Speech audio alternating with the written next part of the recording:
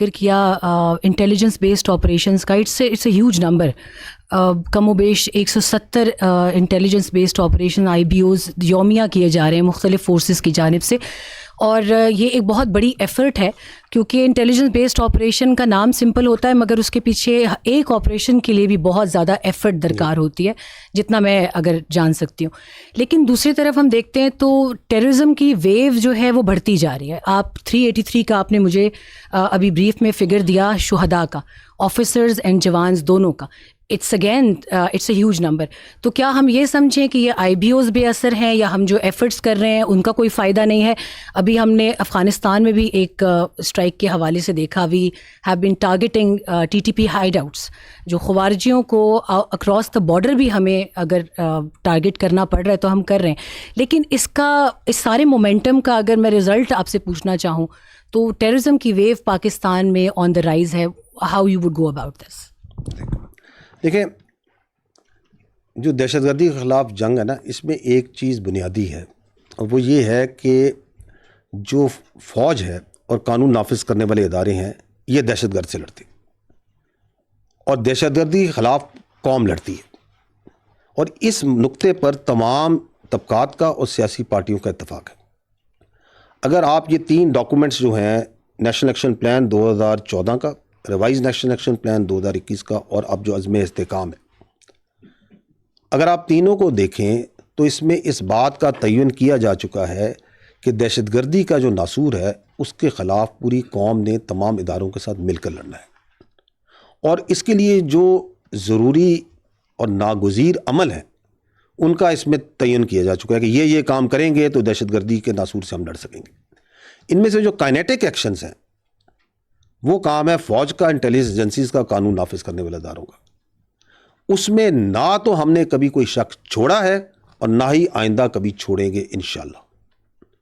لیکن دہشت گردی اس وقت ختم ہوگی جب وہ علاقے ان میں وہاں پہ انصاف قائم ہوگا، جب وہاں پہ تعلیم ہوگی، صحت ہوگی، انتظامیہ ہوگی، گڈ گورننس ہوگی، جب وہاں پہ نظام تعلیم اور مدارس میں اتفاق ہوگا، اور سب سے بڑھ کر جب وہاں پہ ٹیرر اور کرائم کا نیکسس بریک ہوگا.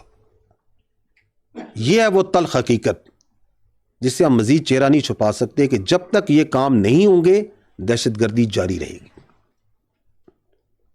اس سے ہم کوئی انکار نہیں کر سکتے. اور ہمیں یہ بھی معلوم ہونا چاہیے کہ پاکستان میں 1 اربوں روپے کا ایک غیر قانونی اسپیکٹرم موجود ہے. اس میں بھتہ خوری ہے، نان کسٹم پیڈ گاڑیاں ہیں، اس کے اندر اغوا کاری ہے، اس میں سمگلنگ ہے، اس میں غیر قانونی اسلحہ ہے، اور اس میں یہ فیک نیوز اور پروپیگنڈا بھی اسی انلیگل اسپیکٹرم کا حصہ ہے. یہ جو انلیگل اسپیکٹرم ہے، اس سے جو فائدہ اٹھاتے ہیں، جو ارباں روپیہ بناتے ہیں، ان کی ایک ہی خواہش ہے کہ سسٹم جاری و ساری رہے. اور اس سسٹم کو جاری و ساری رکھنے کے لیے وہ یہ انشور کرتے ہیں، وہ یہ بھرپور کوشش کرتے ہیں کہ وہ تمام ضروری عوامل جن کا ریوائز نیب میں، جن کا عزم استحکام میں ذکر ہے، ان پر عمل درآمد نہ ہو. اور اس لیے اس انلیگل اسپیکٹرم کے نیچے آپ کو لا قانونیت اور دہشت گردی پنپتی نظر آتی ہے. اور بدقسمتی کی بات یہ ہے کہ جب آپ اس انلیگل اسپیکٹرم کا بغور جائزہ لیں تو آپ یہ دیکھیں گے کہ اس کے پیچھے جگہ جگہ پر آپ کو سیاسی پشت پناہی بھی نظر آئے گی، جو اپنے تنگ نظری، سیاسی اور مالی فائدے کے لیے وہ تمام ضروری اقدامات جن کی وجہ سے ہم نے ریوائز نیب، عزم استحکام اور ان عوامل کو جس نے اس انلیگل اسپیکٹرم کو توڑنا ہے وہ کرنے ہیں، ان کی راہ میں روڑے اٹکاتی ہے. تو this is how this system is working. اور اس کو بریک کیے بغیر یہ کام نہیں چل سکتا. ہمیں اس بات کا معلوم ہونا چاہیے کہ اگر اس ملک کی اشرافیہ اس بات پر اتفاق میں آئے کہ ہم اس انلیگل اسپیکٹرم کو توڑیں گے، وہ تمام قوانین بنائیں گے، ان پہ سختی سے ایکشن کریں گے، سزائیں سنائیں گے، تو نہ صرف آپ کو اس الیگل اسپیکٹرم کے نیچے چلنے والی دہشت گردی اور لاقانونیت ختم ہوتی نظر آئے گی، بلکہ آپ پاکستان کو بہت تیزی سے خوشحالی کے سفر پہ گامزن ہوتے ہوئے بھی دیکھیں گے۔ اور باوجود اس اسپیکٹرم کے اور اس کی اشرافیہ کی پشت پناہی کے، جو پاکستان کی فوج ہے اور جو قانون نافذ کرنے والے ادارے ہیں، وہ اس افریت کے خلاف کھڑے ہیں۔ اور یہی وجہ ہے کہ چند دن پہلے آرمی چیف نے کہا تھا کہ دہشت گردی کے خلاف اس جنگ میں ہر پاکستانی سپاہی ہے، each and every person amongst us is a soldier in this war against terrorism, چاہے وہ وردی میں ہو یا وردی کے بغیر ہو۔ اور یہ کہ یہ جو گورننس میں گیپس ہیں، ان میں جو خرابیاں اور خامیاں ہیں، ان کو روزانہ کی بنیاد پر ہم اپنے شہداء کی قربانیوں سے پر کر رہے ہیں۔ اور باوجود، اور یہی وہ قربانیاں ہیں جن کی وجہ سے آپ دیکھتے ہیں کہ باوجود کہ یہ لیگل اسپیکٹرم ہے، اس کی پشت پناہی ہے، اشرافیہ بھی اس کے ساتھ کھڑی ہے، کہ رواں سال میں 900 سے زیادہ دہشت گردوں کو مارا گیا۔ روزانہ کی بنیاد پر 160 سے زیادہ انٹیلیجنس بیسڈ آپریشنز کامیابی سے کیے جا رہے ہیں۔ اور اس وقت پورے پاکستان میں کوئی ایسی جگہ نہیں جہاں پہ خارجی یا دہشت گردوں کی عملاً کوئی عملداری ہو زمینی طور پہ۔ یہ ان قربانیوں کا نتیجہ ہے۔ اور ہمیں یہ بھی معلوم ہونا چاہیے کہ اس کے ساتھ ساتھ افغانستان کے بارے میں آپ نے اس کا ذکر کیا، ایک واضح پالیسی، ایک غیر منظم پالیسی عمل میں ہے،